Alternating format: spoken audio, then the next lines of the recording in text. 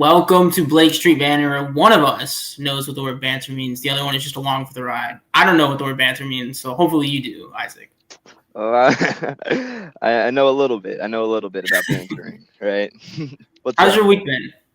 It's been fine. Good Rockies baseball. We got our first win with the City Connects. That was nice. Nice little win for the Rockies. Yeah, want to know. I saw you were really moved by Austin Wynn's 6-hit game. That was insane. I don't know if we're ever going to see something like that again in backup Rockies catcher history. So no, Fulford could go out there and do it. Yeah, Fulford. We'll get to the call-ups here. So first one is kind of a sad one. Brenton Doyle on the first set of news on the bereavement list. I'm really bad with this stuff because I don't know what he's going through. I've never felt that emotionally, so I don't want to try to relate to him because I don't know what the pain he's feeling. But these are players. Make sure you're nice to them. I know Aaron harps on that every week, and it's something we need to touch on every week. Brenton Doyle is a great dude. Prayers to him. Hopefully him and his family get through this tough time and take all the time he needs. Baseball is baseball. Life is more important. So, yeah. So the second, we have a bunch of bit of news for the Rockies. Zach Agnos gets called up yesterday. Makes one inning appearance. Looked great. What are your thoughts on Zach Agnos, Isaac? I've always liked him as a relief pitching prospect. He's got good pitch offerings, 96-mile-per-hour fastball, great changeup. And I think we saw that on display. Was it yesterday? Yeah, yesterday. Time moves slow on the off days, yeah. Yeah, right. And he got some good outs. He kept the ball out of play, which I don't know. Yeah, he's one of the more interesting arms we have because I feel like with relieving arms, it's you have these really good pitches, 2 or 3 really good pitches, but the command's not there. But with Agnos, it's you have 4 good pitches. The fastball is great. You said 96. The cutter slider combination is great, and the changeups, all of those are 50 to 55 grade, and they all have great command. And there's not many relievers in the MLB that have 4 reliable pitches they can go to. A lot of them have 4, but they don't have 4 that they can throw strikes with. And This is a guy that if I saw him MLB The Show, I would try to make him a starter, but Rockies aren't going down that path. So he's just the most unique guy. We'll get to more guys later. Juan Mejia is one where it's he just he probably has 270 grade pitches, and that slider especially, but it's the command's not there. And that's usually how relievers are built. But Zach Agnos is kind of this special mold, and I'm intrigued by that because I think there's a lot of upside, but also I think the floor is pretty high too because he's got that command. Right. He's going to spend many seasons in the MLB just as a solid reliever at least. And that's really intriguing for us Rockies fans. Yeah, it's a shame we have the DH now because he was a 2-way player out of Eastern Carolina. So, right. He could probably go up there and rake. I know we had the German Marquez conversation where it's German Marquez's OPS was higher than half our lineups a week ago. So maybe we'll get into that. Aaron Schunk is another bright spot for the Rockies. I actually came up with a nickname for him, the Schunkyard Dog. Aaron liked it, so I'm going to run with it. I looked it up. No one's used that yet. So the Schunkyard Dog is here to stay. I'll take credit for it. We have him up because Tovar's out. I think it's 10 days IL. We don't really know what's up with the Tovar injury. These 10-day ILs, it can just be 10 days or it could be a little longer. But I do think he'll be back down in Albuquerque pretty soon, sadly. What do you think about Aaron Schunk and his outlook in the future? Aaron Schunk and his AAA tenure, the last 2-3 seasons, he's shown really good bat-to-ball skills. The biggest question last season when he made the MLB was if he can catch up to Major League pitching, and we saw that he couldn't at a level that we were hoping for. But again, he was looking fine just the last week in Albuquerque, and he's putting bat on ball, getting good extra base hit results, and the Rockies calling him up, hoping that he's going to continue his hot streak at the MLB. I think he's a really solid infield depth piece we have. Yeah, he got, I think, 2 hits on Sunday night game. But like you said, I like the bat. I think it profiles. It could get up to a pretty good average. The power is something that probably won't ever really be there. But we all love the glove, too, at short, at second. So I do even third. I know he came up playing that. So a fun prospect. We all love Aaron Schunk. Shout out Shunky Monkey. We have some more. some more like relieving stuff, kind of being switched in and out. Luis Peralta, after a rough start to the season, has been sent down to AAA. 18% walk rate, 7.5 ERA in 8 innings. It still blows my mind that we traded Jalen Beeks for this guy. I know he's Right. It's unreal that a team has said yes to that. In his like replacement, it's going to be Jaden Hill, a right-hander, which I think that means Scott Alexander is the only left-hander in the bullpen. So I'm excited to see how that pans out. You got anything on Jaden Hill you want to enlighten us with? Jaden Hill is another one of those really intriguing arms we've had to develop through the system.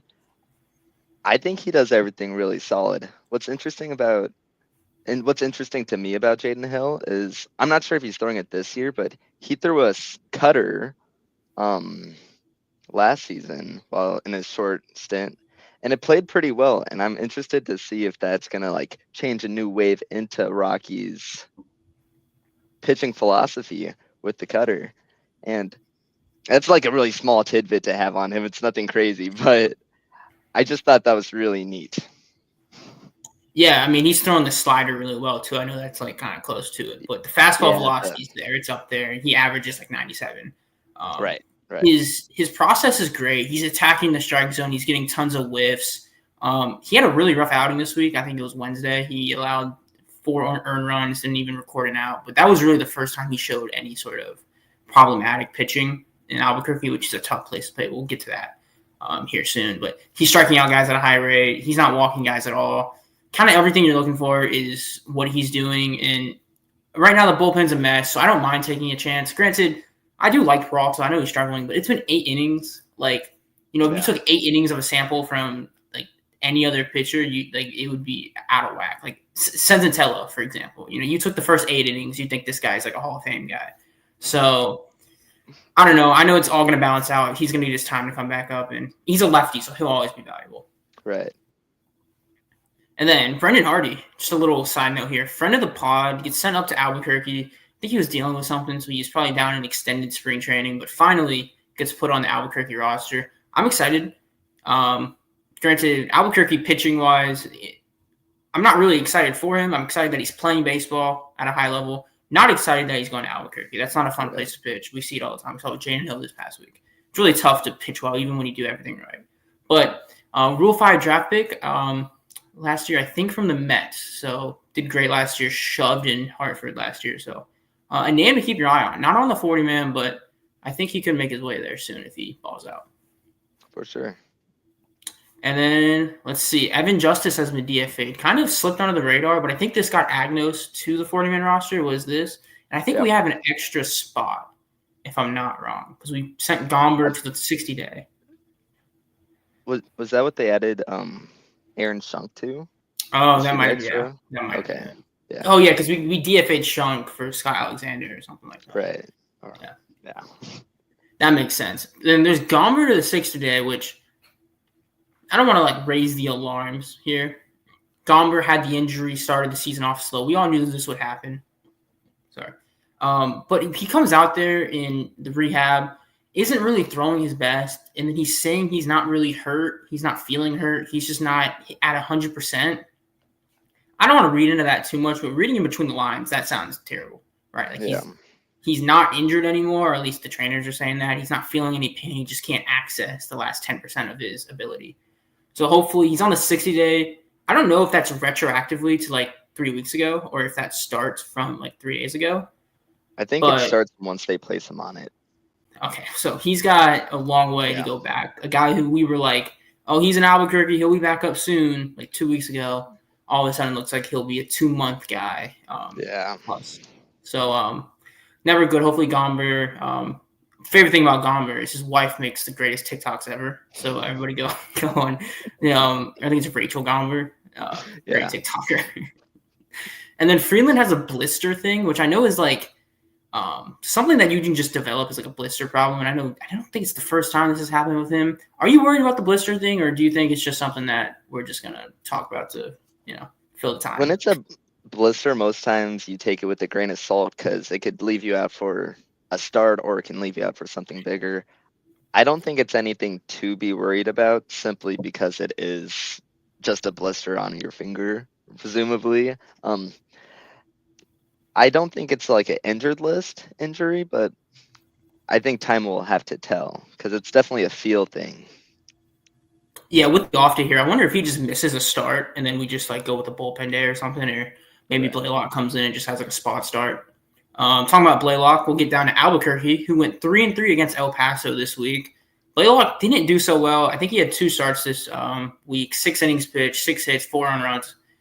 Not a rough start by any means. It's the PCL, El Paso, the ball especially flies out there, but still not what you look for a guy that we're talking about getting spot start opportunities, or a guy who we thought could be the 5th guy coming into the season. You still want to see that do better. What do you think the future outlook currently is on Blalock? Do you think it's higher or lower than it was coming in?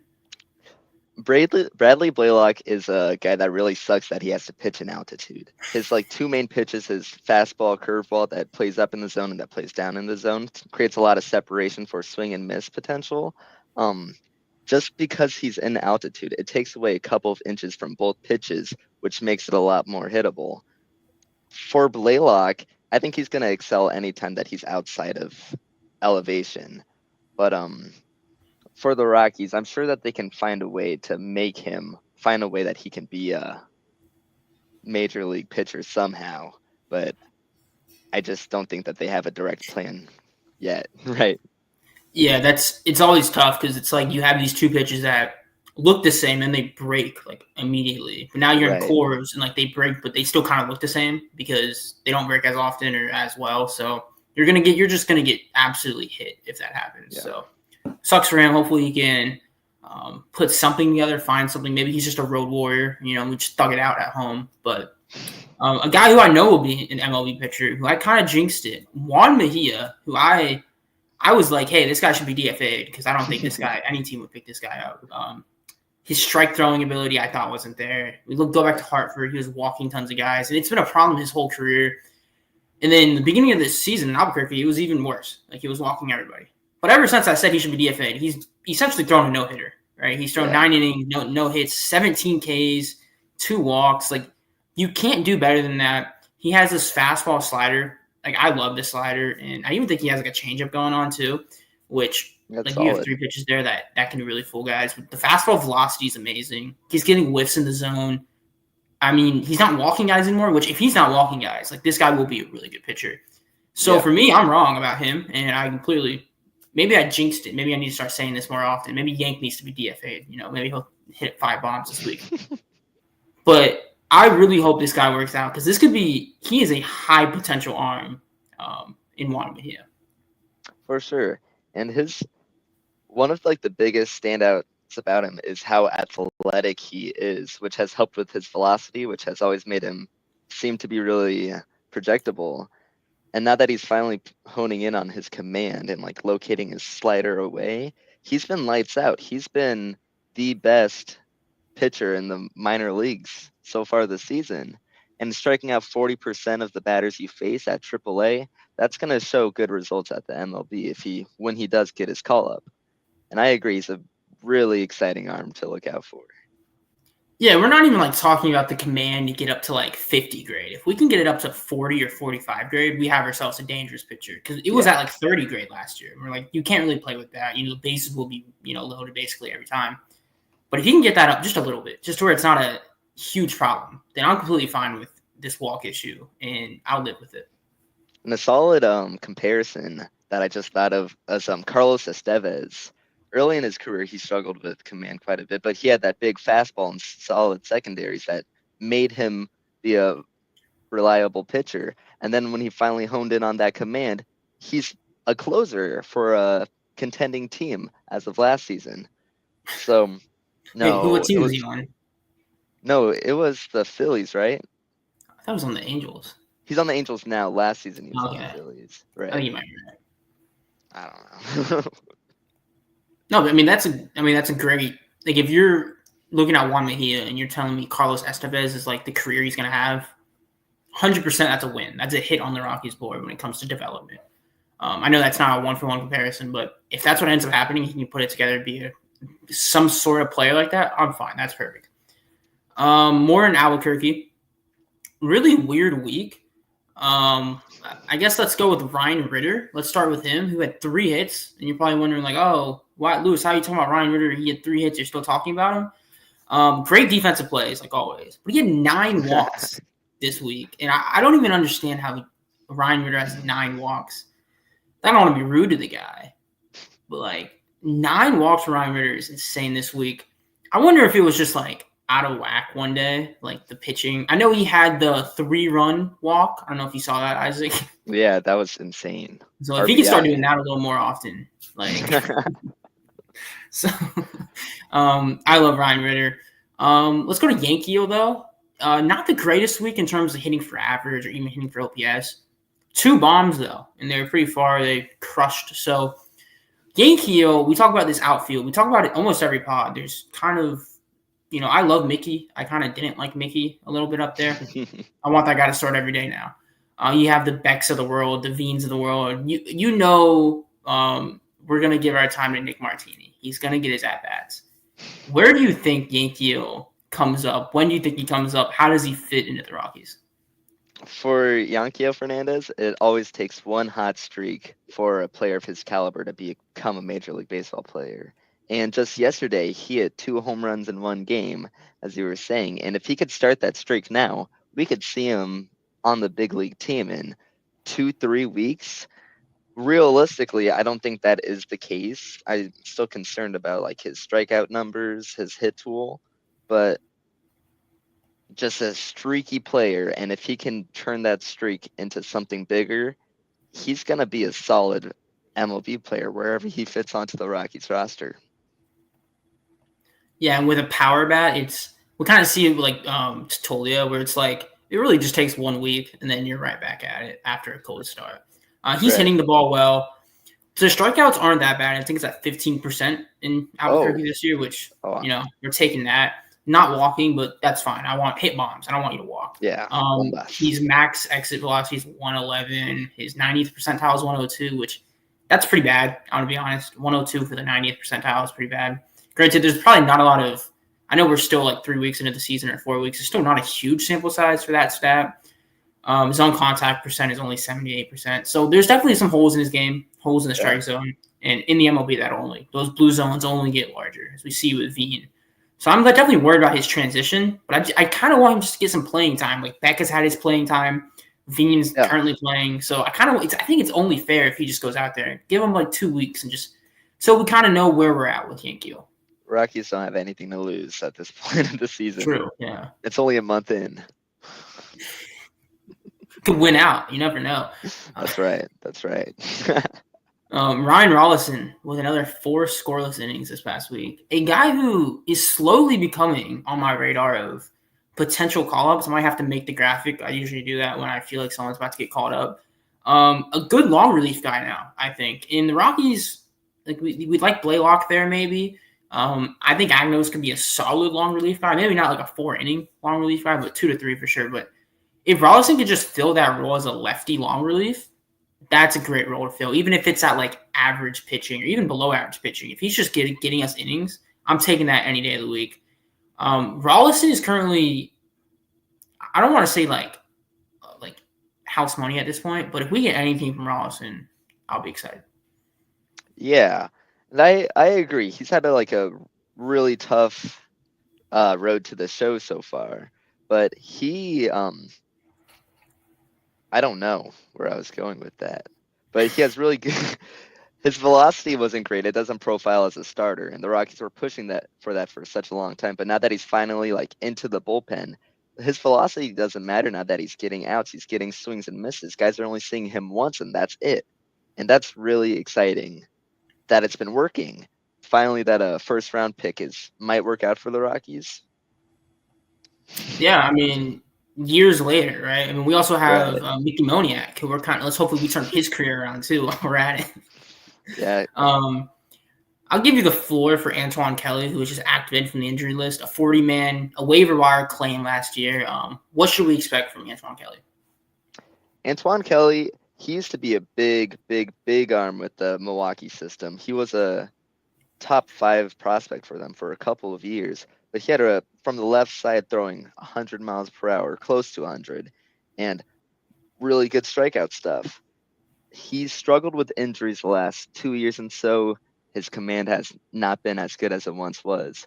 But still, like, the arm speed, the pitch velocity is still there. He still has this really good off secondary pitches. So if he can finally stay healthy and hone in more on his command, I think Antoine Kelly could be on the major league roster this year as a left-handed relief pitcher.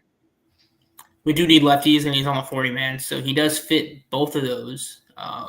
Especially if we need like a bullpen day, he's an easy choice to call up. I remember Fernando Abad. Remember him? Oh yeah, started a game for us, and I don't want to say that's going to be him, but these relievers, you never know when their opportunity will come. It'll be really random. That's just the way the MLB is. Zach Agnos, gotta be honest, I was not expecting that call up, and I hope he stays because that guy is awesome. I don't know where I was going with that, but some more interesting performances. Owen Miller, first sign of life in Albuquerque, 7 for 18. We traded cash for this guy. Got anything to say about Owen Miller? He had a 4 for 4 performance. He's always going to be a guy that has that MLB experience. He's going to be good for a clubhouse no matter what. If injuries happen throughout the season and the Rockies don't want to jump the gun on any prospects, I'm not going to be surprised if we see Owen Miller.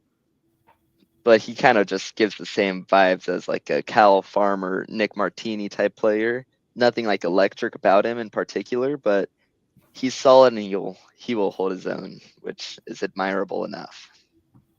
Yeah, I mean, I think we see Keston before we see him. I think Keston's, I don't know. I mean, both of them are arguably both struggling. But we did see a Keston bomb this week, so I was promised finally got one. When it rains, it pours. So hopefully we get like 4 this week, and then it all balances out. I don't know. These like first baseman type, I think they're so odd. Especially the Rock. We don't really know what the Rockies are going to do there. They seem to really like Tolia at first base, so which I don't blame them. A bunch of home runs last year. I don't mind them playing Tolia, but I don't see Owen Miller or Keston making a big difference. But they're fun to watch when they're on fire. So hopefully they can get on fire for Albuquerque here. PCL stars. That's what I like to see. And I will say Keston's also an International League All-Star. So he's dominated both leagues. Right. So speaking of warming up, Bernabel, 5 for 16, 2 home runs, 4 walks, plays a little bit of third, a little bit of DH, a little bit of first. He's a guy that I have no clue where to put in prospect rankings. Is he even a prospect anymore? I know he's never played in the MLB, but it kind of feels like he's been around forever. Kind of feels like a Julio Carreras guy, where it's like he's just going to stick around forever, I feel like. Right. But he's heating up, and it's good to see. What are your expectations from this year? How many bombs do you think we see from Warman? Ooh. Well, I want to start off with how fire that warming up transition was. I got to give you props to that. But warming Bernabel, he's always been a contact first. Like he's always had a great hit tool, but the power was always a question mark. Now that he's finally putting the ball beyond the fence, I think he can have a shot at the MLB this season as well. I think he could end the entire season at AAA. I bet he can hit 15 home runs at the PCL level. He's a shoulder. Yeah. Right. I think it's up to him. He's averaging 1 every 15 at bats. So yeah, that's fair.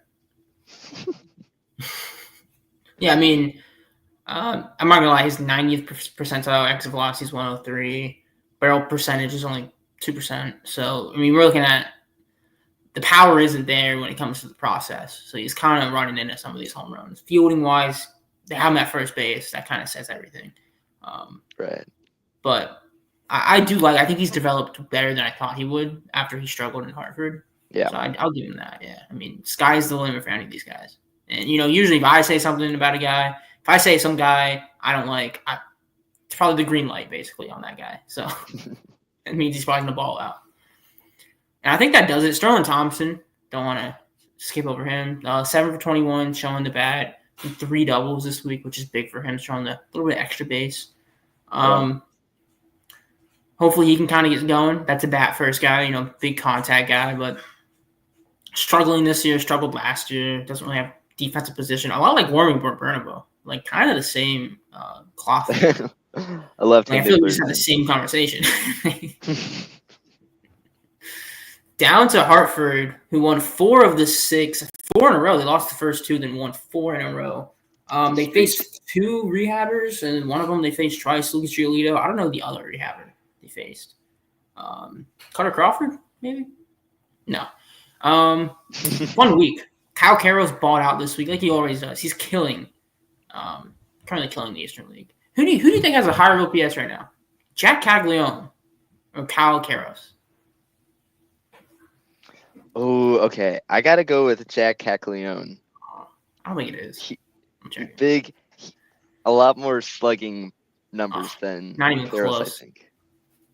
What is it? Cag's at like 820. Karros is at 1020. Ooh, okay. I might get at that game. But when Cags hits a home run, it's loud. Like it's on Twitter. Yeah, you see it. So Karros will hit a home run, and no one in the national media picks up on it. I mean, this week he had 10 hits, getting on base a good bit. There's not really much we can say. He's one of these guys that I think is skyrocketing up rankings. The Eastern League does that. It's a tough place to play. We saw, Lucas Giolito played twice, so that's a tough matchup no matter what. And that's the Red Sox farm system too. So no matter what, even past the rehabbers, you're getting great prospects back there. Right. I think the biggest question in Kyle Karros' game was how he was going to adapt to Double-A. Like that was stopping him from being like a top 15 prospect, but his transition has been exceeding everybody's expectations, I believe. And he can honestly be a top 10 prospect if he maintains this production for the Yard Goats. Yeah, if you're batting 1,000 in Double-A on your first season in Double-A, that says a lot, especially from a guy that you want to go Gold Glove last year. Like this is not a guy who's going to just sit around and not play defense. And so the hot corner is hot for the future. It is telling though. We see a lot of guys. Sterling Thompson's one where he comes to Double-A and struggles. Benny Montgomery's one comes to Double-A and struggles.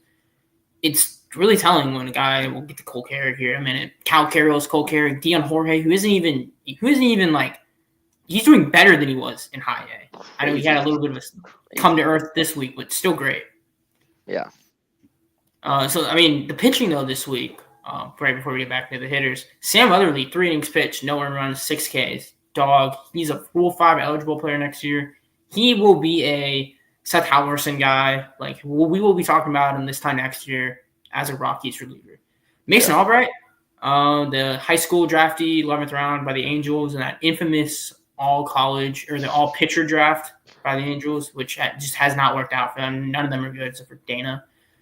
6 innings pitched, 5 hits, 2 earned runs, 2 Ks. Victor Rojas comes in. Was a pretty easy outing. Was a long relief outing after the Gold scored 8 runs in an inning. Lets up 1 home run, but that's it. 4 innings pitched, 1 hit, 1 earned run. The home run, 5 Ks. Carson Skipper. I don't know. A lot of people may not forget. Carson Skipper and Zach Agnos was putting the Northwest League on watch last year, those two. 3.2 innings pitched, no hits, no earned runs, 4 Ks. Blake Adams is a guy who his last start was like 7 innings of perfect baseball. This start, 5 innings, 8 Ks, a couple earned runs, but if you're striking out that many, I'm fine with the earned runs. Any of these pitchers really stand out to you as guys that are, really blowing the top off of the expectations? I think Blake Adams is just a 101 pick because do you know what FIP is? Yeah. Is it negative? Is this negative? It's 0.02. And that's insane. I'm pretty sure it's leading all of minor league baseball. But he's a starting pitcher that is going out there and getting great strikeout results while not having any great pitches individually. He is just pounding. He's hauling out there. He's a dog. Everything about him. He just works. Workloader. Great guy. And that. Yeah, his first outing was 5 innings pitch of perfect baseball with 11 Ks. 5 innings pitch with 3 earned runs this past week. But if you're striking out that many, he's only walked 1 these first two starts. 19 Ks in 10 innings. For a guy who, like you said, wasn't a guy that we expected to be this crazy strikeout guy. To strike out guys like this, future's bright. I remember last year, Hartford's really kind of where people can launch pad their prospect prestige. Yeah. We saw it last year. Sean Sullivan, I know he did it mainly in Spokane. But, I mean, even Big CVS was great last year. Mason Albright, same thing. Like, if you can stick in the Eastern League, it'll play. I'll give you one. Brad Lord, who started for Nationals, was the greatest pitcher I've ever seen in the Eastern League. He had, like, a 0.9 ERA. I remember he faced Hartford and shut us down. And I was like, wow, this random dude from 20th round pick is out here shutting us down. But now he's a pitcher for the Nationals starting, so good for him. And he had to start yesterday on Easter. Yeah, and against us, and he did pretty good. I know. I mean, he put his team in the position to win. They didn't win because we're the Rockies. Come on, you don't beat us. Yeah. And but that's like if you can claim your own in the Eastern League, things are bright in your future. Right. Let's get to the hitters. This was a really weird week. When I do these rundowns, I'm able to like see like, oh, what did they get a lot of hits? Like, where did they win games at? Like, we'll get to Fresno later. I saw a lot of weird stuff for the Fresno box scores, or even Spokane pitching did great. For them to win 4 of the 6, they didn't really seem to like ball out. Like, no, I want to be honest. Like, I don't know how they won 4 of the 6, let alone one they had like 11 runs. And I was looking at the box scores too, and I was like, how did they somehow win this game? So that's baseball for you. Cole Carrig, 5 for 22. A triple and a home run, 9 Ks, no walks. That's something we have to be wary of. 4 stolen bases. I say this because in the past decade of prospect rankings, we have gotten so good at realizing like sometimes a player's output doesn't matter if there is red flags in the profile. And 9 Ks and no walks is a huge red flag. Yeah. And this is a guy that 10 years ago probably would have been like a top 50 prospect if he was putting up these numbers. But nowadays, people are looking at that and going, the strikeouts, though. So we're getting really good at prospect rankings. And so, a decade ago, Cole Carrig is probably like a top 5 prospect in baseball. That's cooled off. Another guy I just want to give a shout out to, though, Jose Torres, not a great week with the bat, but did have that cool grand slam. He had a 3-run shot. Last week, had a grand slam this week, so that's always fun. The glove first shortstop, the Rule 5 draft pick from Cincinnati. Dean Jorge, not a bad week, 5 for 22, a double, 1 walk, 7 Ks. A little worried about that, but 1 stolen base. Any other takeaways from Hartford? Nothing too crazy, but I just want to add on to Dean Jorge. He's just. I think he added, was it 20 pounds this offseason? Yeah, he's big. He's added, visibly looks bigger, yeah. He's added a lot of strength, and that was his biggest weakness before the season started, is just he has the tools to be a good baseball player, but just didn't have professional baseball strength. And now that it's coming, he's becoming a legitimate prospect, and it's something to be really exciting for us at Blake Street Banter. No, I mean, I agree. It's really weird because I still don't really know where he fits in for the future. Like, where would you slot him in at, even after this? I don't know because the middle infield is tough. We have Tovar for the next decade. Fritter, arguably better than Tovar. No, I'm not playing, but the second base thing, we have like Amador, who we're gonna give run to no matter what because he has that prospect prestige. Can Ritter maybe play a second? Could Kyle Farmer be the second baseman of the future? We never know what's going on in the minds of the Rockies. So it's just I don't see his glove isn't really there. He's gonna have to really hit. Probably hit more than this too, although he's still young, so I give him that. And the weight's still coming on. But better outlook. I had him ranked 40th in my prospect rankings. I'm putting that up to like at least 25th and probably higher than that. So yeah. He was collectively 34th, so it wasn't just me. But I probably brought it down a little more. Down to Spokane. Do you say Spokane or Spokane? I didn't hear a difference right there. I Spokane say Spokane. Spokane. I say Spokane, though. Okay. I say Spokane, and I realize I'm the only one that does that. So, I'm going to start saying Spokane. I'm gonna make sure I'm correct on that. But McCade Brown. I mean, this is a guy who kind of fell through everybody's radars. And, I mean, perfect season so far. 0 ERA. Can't get lower than that. You can't go to the negatives there. Negatives, right. Across 8 innings pitched, 12 strikeouts along with that. The pitching prospects, I know it's the Northwest League, way easier to pitch, especially compared to Albuquerque, which is like even Fresno. So I will give that little grain of salt. We'll get to the pitchers here in a minute. McCade Brown, what is your takeaway? How big are you on this guy? Every single time I've started to get high on him, he's gotten injured. And it was just like this process that has happened a couple of times so far. And right now I'm starting to get really high on him again. So it's over. yeah, right. But it's your fault. He has a top 10 breaking ball in the organization with his curveball, and he has a fastball that plays off of it well. I think starting him in Spokane is going to be a great confidence boost to get him in the Hartford rotation coming soon. I feel like it's an inevitable move. Yeah, no, I mean, the spots will open up in the rotations for sure. Injuries happen. I think he's the first guy currently that's getting the call up if they need a guy. Or I mean, they might be able to fill like Juarez in Hartford, but I mean, I hope he gets up there soon. There's a couple of these guys that I think deserve a chance in Double-A. We'll start with the hitting side. McCade Brown is the player of the week in Spokane. We'll go to the hitting side. Weird week. Andy Perez, I'm going to just throw this stat line out. I named my favorite week ever. Not a good week. 2 for 21. But he made those 2 hits really matter. They were a triple and a home run. So I thought that was for a guy who usually doesn't get extra base hits and is like an average guy. He goes 2 for 21 with a triple and a home run, which I thought was pretty funny. So shout out Andy Perez, who even on his bad weeks still, mashing the ball. Yeah. EJ Andrews is a guy who, I mean, I hope he likes the weather in Spokane because he's been here forever. And he clearly doesn't deserve to be here. He's got speed. They have him playing corner, which I think he can play a great defense in the corner. He's going to be a problem on the base paths. He walked a little bit this week, showed a little bit of power with 2 doubles and a home run. There's not much. We friend of the pod, so we're always supporting him. But yeah, I must say, Rockies, big injustice right now that this guy's still in Spokane. So I must say that he should be in Hartford. Another guy that I think is really starting to break out, Cole Messina, Big Moose, as they like to call him. Yeah, he's been hitting 6 for 19. Yeah, I mean, you got named Moose though. You kind of expect that guy to ball out. It's giving me Mike Moustakas flashbacks. Yeah. Who did we get back in the Mike Moustakas trade? Do you know? Connor Van Scoy. Wait, no. Yeah, it was Connor Van Scoy. Yeah, big CBS. Big Pharma. Cole Messina, 6 for 19, a double home run, 2 walks, 5 Ks. I think that was his first home run of his professional career, I'm pretty sure. So that's always fun to see. Catching prospects are weird.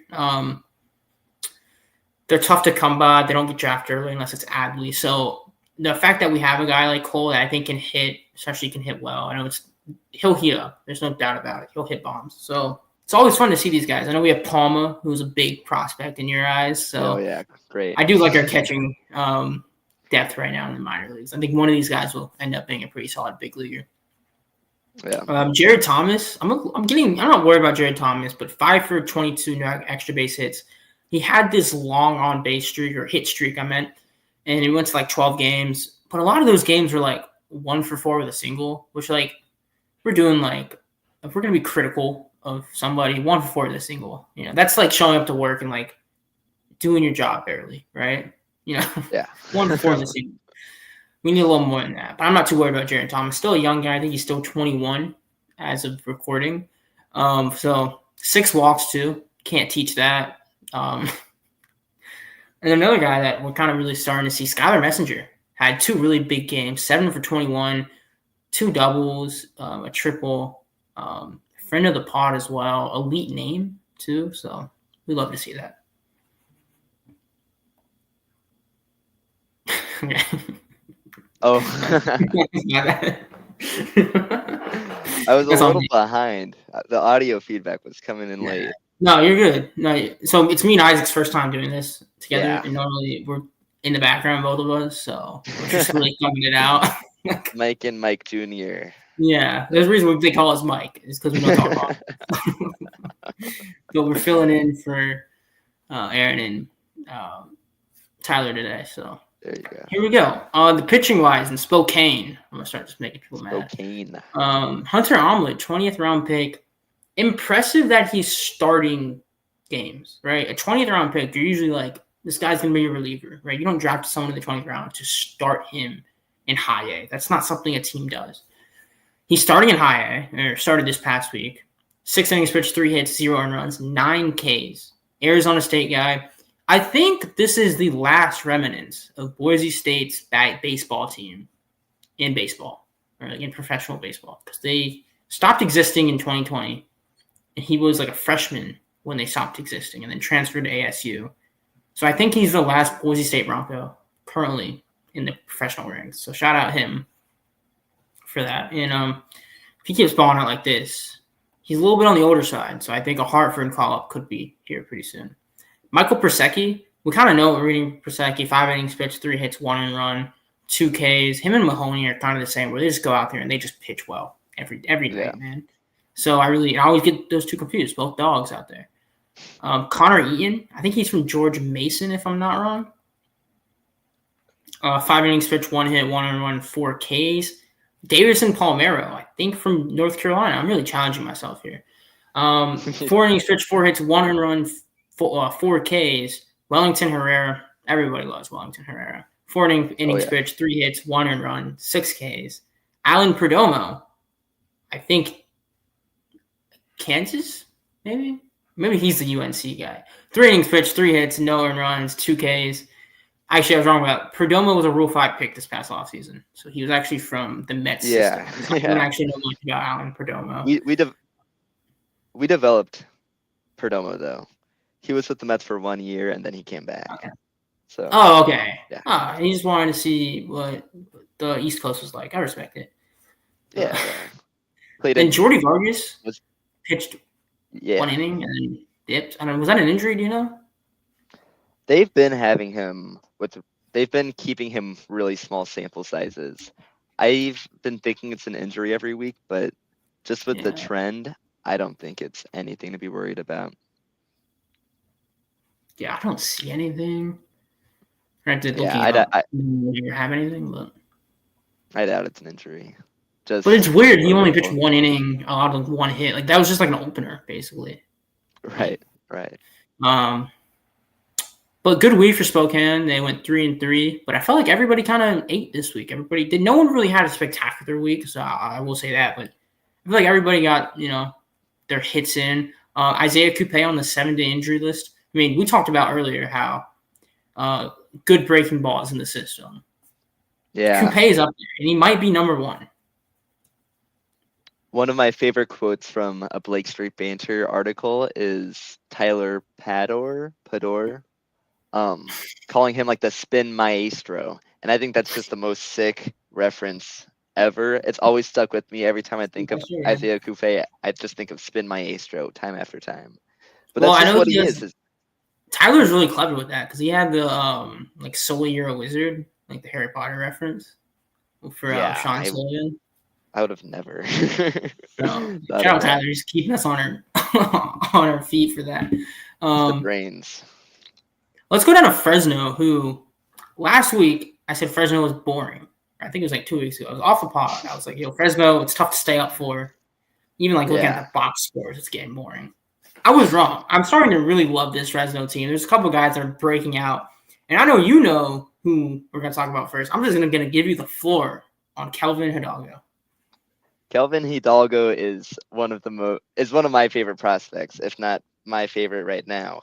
He was a product out of the Dominican Republic. 2023, he won the Dominican Summer League MVP, started to get recognition, hit 8 or 9 home runs in just the small 40, 50 games they play, and just immediately put himself on the big stage for Rockies foreign prospects. Then the 2024 call-up to ACL, he struggled a bit. His power numbers just got depleted. But this year for Fresno, he's just got on fire. His hit tool is finally coming through, and his extra base hits are coming along. 2 home runs this week. But I think the most underrated part of his game is his base running. He's had 9 stolen bases in just a 6-game series, and no caught stealing. Like, he's aggressive, and he's getting good results. Is there anything else I'm missing out of Hidalgo? No. He's a young guy. You got to remember, a lot of these guys, low A, you get either the college guys or the super young guys, and he's kind of the younger type. So still a lot of room to develop. He's definitely nowhere near a finished product. But he's super projectable too. Like if this is what we're getting from him now, like 2 years from now when he's in, Hartford, he's gonna be a dog. Yeah. Now I don't want to rain on the stolen base party too much, but I almost wonder if the guy behind who they play this week, Visalia? No, they played Lake Elsinore. I wonder if the Lake Elsinore catcher just really sucked behind the plate because they stole 24 bases and 0 caught stealings. And I know sometimes in the minor leagues, the stolen bases are a product of the catcher. We see that a lot. I remember last year in Spokane, there was one catcher, I think, on the hops who we just abused when he was in the game every single time. So we do see that a lot. We kind of see that in, the pros too, where it's like, if you can't throw someone out, like they're gonna make sure that, they run every time. But like I said, Hidalgo has the pirate the catcher. Yeah. What was his name? Barajas? I have no idea. Nah. But I know who you're talking about. I think Foolish Baseball made a video about him. Yeah, that's just a guy who couldn't throw a baseball. Yeah. Well, it's like me behind home plate. Just free base stealing. But Hidalgo does have that pedigree of stealing bases. So I'm not too worried about him. Now, you love Hidalgo. Like, I can sell you on Tommy Hopfy, a.k.a. Lil Kidney, is what his Instagram handle is. So I don't know if I am allowed to call him Lil Kidney. This is Instagram handle. So Fresno State guy. So he stays home in A-ball. More of an athlete than you would think because it's a first baseman, third baseman type. This week, 9 for 19, 3 doubles, a home run. So extra base hits aren't a problem. 6 walks and 3 Ks. The walks, I think there was something up with the pitching staff. There's a lot of walks in this series. This series was really weird stat line wise. I feel like everybody kind of had a lot of everything, a lot of strikeouts, a lot of walks, a lot of stolen bases. It was really odd. I guess that's good baseball. So he did steal 3 bases, only 3 Ks to 6 walks. I'm kind of in love with this guy. Like, this guy just kind of hits the ball and it flies off his bat. And, I mean, Fresno State guy, I know he doesn't like the cold, but let's throw him in Spokane, because I think he deserves it so far. And, I think there's a spot ready for him. I'm going to give you the floor for Roinier Hernandez because I know another DSL guy that you have already done tons of write-ups. Kelvin Hidalgo and Roinier Hernandez are like my two guys if I have them. Roinier Hernandez is an excellent contact hitter, probably a top 4 or 5 hit tool in the organization, and he's only cracking single A this season. This series, he had 5 hits, 18 at bats, but he had 8 walks. That could be a testament to the Lake Elsinore. It's a cool name. Elsinore's pitching staff. It's the Padres. Single A. You can compare him to like a Spokane Sterling Thompson of just a really solid hit tool, and he's going to give you he's going to give you a 280 average at least, and gets on base, steals, great defensive player. He's super projectable too. Thing to look forward to this season, or like to look for this season, is if he can get his slugging numbers up, because I don't think he has a single home run yet in his professional career, but his power. I think he hit one last week. Did he actually? I don't want to say he didn't. I'm gonna double check. If he does continue a power surge as he might have last week, he could be a. I'm gonna jump the gun. Okay. This week though is the week, so. This is the week. This week, Roinier Hernandez first career home run, and he's gonna be a top 3 prospect in Rockies history. No. What do you think his base running is like? What would you grade his base running at? He's a pretty raw base runner. If I'm not mistaken, he's had trouble with getting caught stealing, but he's a good enough athlete and he has solid enough speed where he can hold your own as the classic leadoff second baseman hitter. Which I have this like overarching desire for us to like just if you get a single and you steal second, your OPS number should reflect that. It should go in as a double. And I just think it makes a lot of sense. that like your offensive value should be like where you end up, not like or what you create, not like what you got on the hit. You know what I mean? Right. And so with guys like Hidalgo, where it's like he's going to steal a bunch of bases, I think his margin for error when it comes to the power part of his game is a little larger because if you can, get on first and then steal second a bunch of times, you're just kind of creating a bunch of doubles. You don't really have to do it with the bat is kind of what I'm trying to get at. We'll see that theory with Chandler Simpson up in the major leagues. Who, ridiculous. I wish we had a guy like that. That guy's fun. Like, even a ground out, you're like, watching it because he's, good chance he's safe on that. So hopefully we get a guy like that. There's only one Chandler Simpson, unfortunately, but hopefully we get a speedster like that can really put pressure. I feel like we lack base running. I know Doyle is, I think, worse of a base runner than we probably think Doyle is. In terms of like the speed, he's so good, but like we don't really have like that guy that is like prolific at it. And I think we need one of those. We had Garrett Hampson. We did. His calling card was short. Yeah, we really blew that. He's the perfect guy. He can play every position. Yeah, great bench. Bases, good pinch runner. Whatever. And we non-tendered him, right? I think we did we non-tender him? His arbitration couldn't have been that much. I don't know. I don't remember. No, we did choose to get rid of him though. Like you're right, you're on the same path. I don't know how it was, if it was like a cut or something, but it wasn't like he left for free agency. Yeah. So whatever. I feel like Garrett Hampson gets brought up a lot on this pod. My first time. Way more than he probably should. But hey, I love Garrett Hampson. Blake Wright, that's Tyler's guy. Tyler's boy, the Clemson third baseman. 5 for 19, 5 walks. Love to see it, hitting for a solid average, walking a good bit.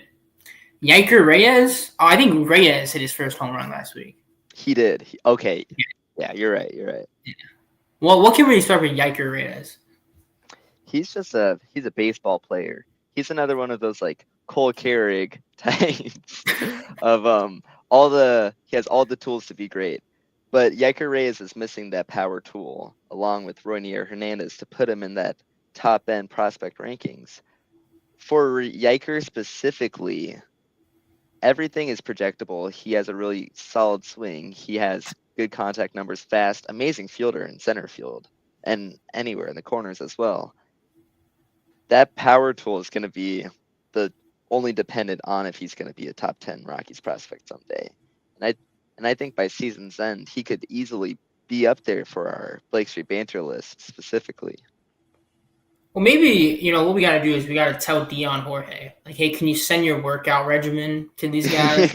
Really, it worked. What are you eating? I might need to know. Like, what are you using to bulk, Because it worked. And something Jaden Hill was a guy who was like, kind of like we drafted him and he was like, oh, this guy's kind of skinny. And then now he's like the biggest guy I've ever seen in my life. So I think the Rockies, we've done pretty good with putting weight on guys. I know that sounds weird, but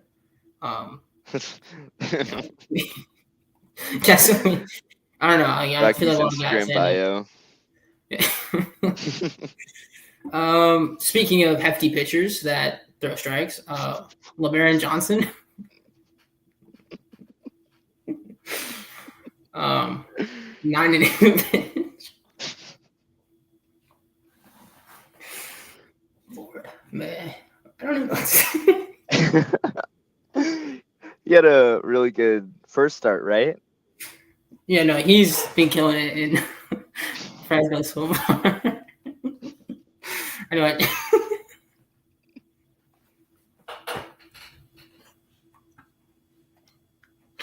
All right. Yeah.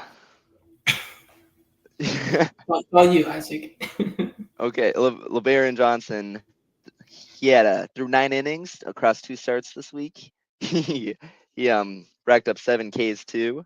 But with the Rockies theory of pitchers with steep fastballs, LeBaron Johnson, you're not going to expect a lot of strikeouts with the way that the Rockies are developing him. Yeah. Anything you want to add on LeBaron? Yeah, I mean, agreed. I'm kind of bullish on LeBaron.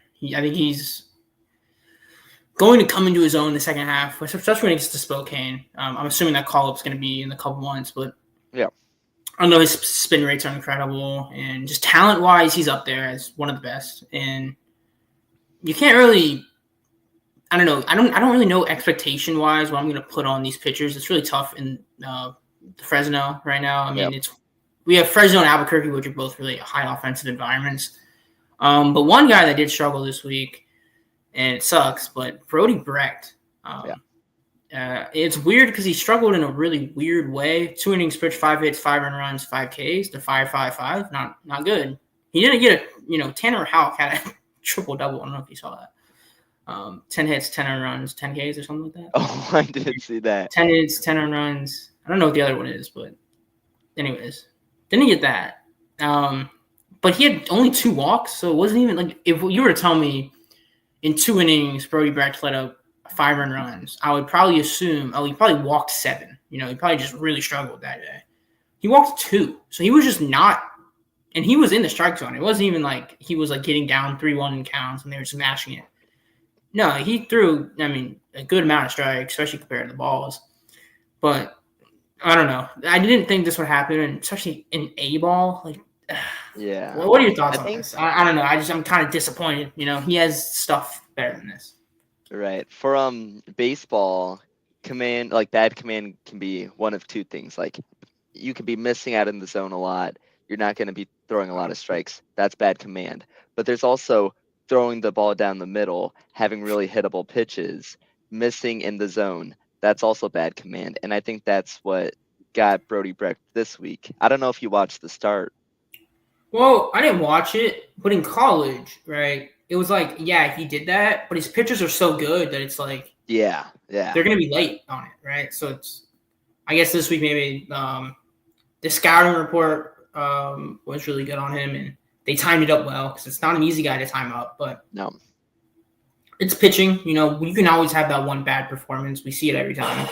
Same thing goes the other way. You can also always have one good performance. So, but Brody Brecht has the talent, so I'm not too worried. But it does kind of suck because I want him to be fast tracked almost, and I think this kind of brings that down to earth a little bit, where he'll probably spend some time in Fresno, then Spokane, and then I don't know if he reaches Hartford this year, but maybe we'll see. Maybe, yeah. You never know with the Rockies. They tend to just do anything they want. They fast track some guys. Some guys they make retakes. They called Ryan Feltner up from High A to make his MLB debut, if I'm not mistaken. Did they really? There's no way. I'm pretty sure they did. I'm looking at it. Maybe he had like 1 start in Hartford, and then they made the move. That's pretty. But I remember. Yeah. Was that in 2021? I don't remember. 21 or 22. I wish you could just tell me. Hold up. I'm looking this up. Yeah, come on. Okay. So that's wild. Yeah, you can tell me what you see, Lewis. 22. I think 21. Ryan Feltner. It doesn't tell me anything. Wow. Gosh. Lake Street Banter, best Rockies news right here. Look, man, anything pre-2022, I'm out of. Yeah.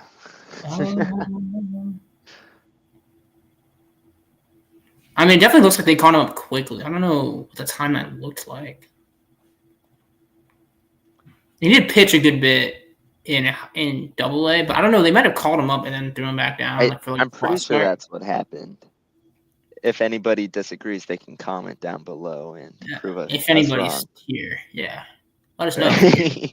Let us know. I know Aaron's not here, guys, but the Isaac and Lewis show. Yeah. Feltner's interesting. Feltner looking was disgusting. Hold up. Yeah. Anyways, Feltner's. I wish Feltner wasn't at altitude because that guy's cool, and we'll probably be really good. Here we are. He's at altitude, so poor guy. Where were we at? Austin Becker, 4.2 innings pitched, 1 hit, 10 Ks this past week in 4.2 innings. On the older side, so I assume he's going to get that call up soon. Everett Catlett, these pitching guys from our last draft class are kind of balling out. 4 innings pitched, 3 hits, 1 earned run, 8 Ks. Fidel Ulloa from LSU, 3.2 innings pitched, 2 hits, 0 earned runs, 7 Ks. And that rounds out that. Anything else you want to point out? Nathan Blasek. He's with Fresno right now. He had a solid week. He only started pitching full time last year, and he's a really exciting guy. He has like a weird sidearm to like 3/4 arm slot and just like disgusting pitches, but command was a big issue. But now that it's his second year being a full-time pitcher, we could see him skyrocket, and the Rockies were able to nab him with the later pick in the 2024 draft. So he can be a guy to look out for. I'm really high on him. Yeah, we saw the Agnos, the two-way guys. I mean, he's not technically a two-way guy because he kind of stopped hitting at West Virginia. But, I mean, still got the bat ability, so that's always fun. I think what the Rockies need to start doing is when they draft a player that can do both, let them do both, Yeah. Let them DH a little bit. But Not the they don't like to have fun. Let them DH and relief pitch in the same game. Yeah. I think Spokane is the only home team this week, so sucks we don't have many home teams. That sucks for us because that means the clips won't be posted on their socials, and I have to go find them this week, but that's all good. Anything else for the good of the cause? Nuggets looking to win the – I don't know if they're playing today or tomorrow, but they hope they get a 2-0 lead on the Clippers. They're up by 3 right now, so. Are they? Nice. Nice. So it's always good to see other Denver teams doing well. Makes me feel left out, but it's okay. Oh, yeah, right. Yeah. I think they forget about us sometimes. Although I'm not a Denver sports fan, but go Lightning and go Magic. So KCP. All right, well, thank you guys for tuning in. Next week will be the regularly scheduled program for as far as we know. It'll be Aaron, Tyler, then me and Isaac in the background. If you enjoyed this, though, and want Tyler and Aaron kicked off, just let us know. Yeah. We can make that happen. I don't know if I can make it happen, but I'll make a call, And what does Aaron say at the end of these? Aaron has like a go-to line. Go Rocks! Woo! Go Rocks!